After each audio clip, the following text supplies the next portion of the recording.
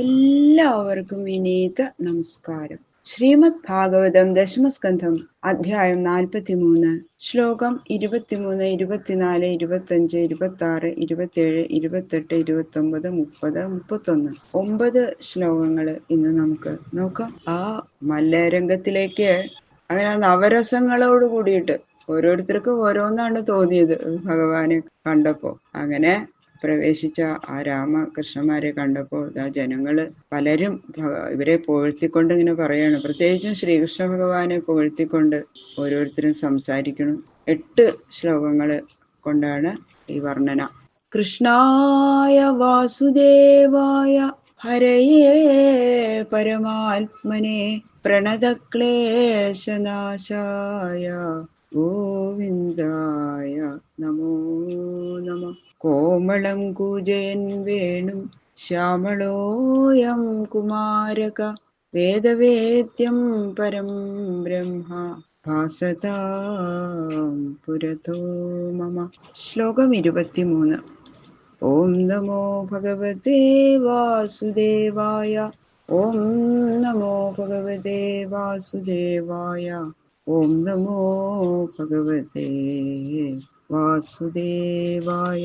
ഏതൗ ഭഗവതഃ സാക്ഷാൽ ഹരേർനാരായണസ്യ ഹി അവതീർണാ വികാംശേന വസുദേവസ്യ വിസ്മനി. അവര് പറയണേ, ഇവര് രണ്ടുപേരും സാധാരണ മനുഷ്യരൊന്നല്ല. സാക്ഷാൽ ശ്രീനാരായണൻ ഈ മധുരാപുരിയിൽ വസുദേവരുടെ ഗൃഹത്തില് തന്റെ അംശത്തോടുകൂടി അവതരിച്ച പരമപുരുഷന്മാരാണ്. ശരിക്കും പറഞ്ഞാൽ ശ്രീകൃഷ്ണ ഭഗവാൻ അംശാവതാരമല്ല, പൂർണ്ണാവതാരമാണ്. ബലരാമൻ അംശാവതാരം. ബലരാമന്റെ കൂട്ടത്തില് ശ്രീകൃഷ്ണനെ അവരങ്ങനെ പറഞ്ഞു എന്ന് മാത്രമേ ഉള്ളൂ. ഏഷ വൈ കില ദേവക്യാം ജാതോ നീതശ്ച ഗോകുലം കാലമേദം വസൻ ഗൂഢോ വവൃഥേ നന്ദവേശ്മനി. രണ്ടുപേരെ കുറിച്ചും സാമാന്യമായിട്ട് പറഞ്ഞ ശേഷം ഇനി മുതൽ ശ്രീകൃഷ്ണ ഭഗവാനെ പറ്റി മാത്രമാണ് പ്രത്യേകിച്ചും പറയണത്. ഈ കൃഷ്ണനുണ്ടല്ലോ, ദേവകിയിൽ ജനിച്ചു. അപ്പൊ തന്നെ ഈ കൃഷ്ണനെ ഗോകുലത്തിലേക്ക് കൊണ്ടുപോയി. അങ്ങനെ നന്ദന്റെ ഗൃഹത്തില് ഇതുവരെ ഗൂഢമായി താമസിക്കുകയായിരുന്നു. അവിടെ താമസിച്ചിട്ടാണ് വളർന്നത്. പൂതനാനേന നീതാന്തം ചക്രവാതശ്ച ദാനവ അർജുനൗ ഗുഹ്യകേശി ധേനുഗോന്യേ ച തദ്വിധാഃ.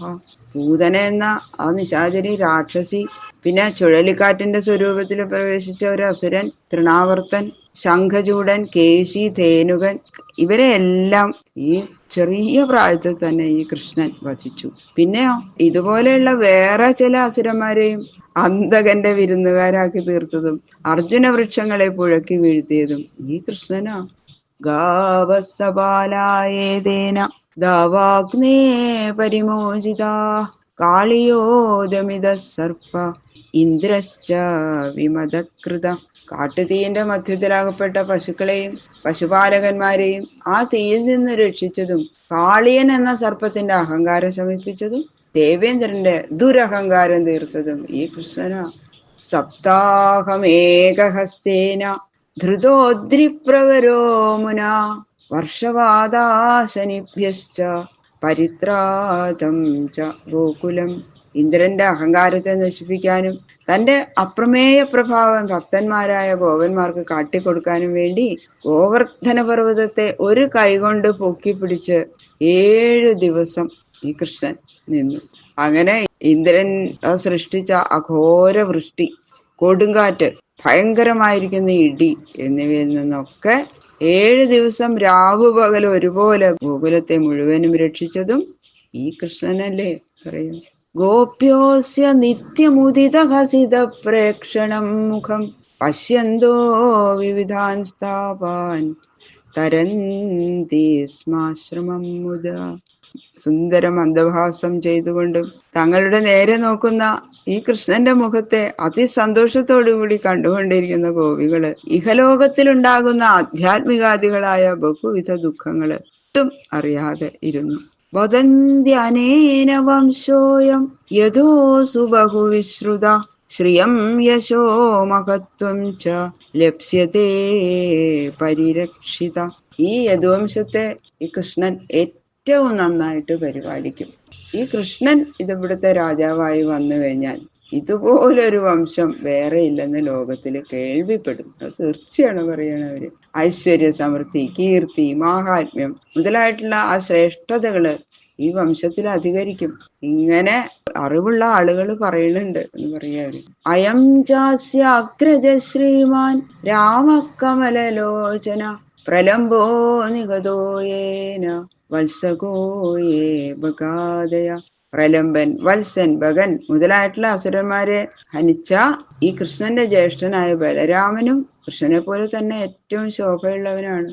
ശ്രീശുക ഉവാച ജനേഷ്വേവം ബ്രുവാണേഷു തൂര്യേഷു നിനദൽ സുജ കൃഷ്ണരാമോ സമാഭാഷ്യ ചാണൂരോ വാക്യമബ്രവീൻ. ഇങ്ങനെയൊക്കെ ജനങ്ങള് രാമകൃഷ്ണന്മാരെ കുറിച്ചിട്ട് പുകഴ്ത്തി പറയണത് കേട്ടു. ചാണൂരനും ദേഷ്യം വന്നിട്ട് സഹിക്കാണ്ട് ആ മത്സരത്തോടു കൂടിയ ചാണൂരൻ വാദ്യഘോഷങ്ങളുടെ മധ്യത്തില് ശ്രീകൃഷ്ണ രാമന്മാരുടെ നേരെ വന്ന് അങ്ങോട്ട് ചാടി വീണു അവരുടെ മുമ്പിലേക്ക്. എന്നിട്ട് അവരോട് പറയാം. ബാക്കിയുള്ള ശ്ലോകങ്ങള് നാളെ നോക്കാം. സർവത്ര ഗോവിന്ദ നാമ സങ്കീർത്തനം ഗോവിന്ദ ഗോവിന്ദ ഗോവിന്ദ.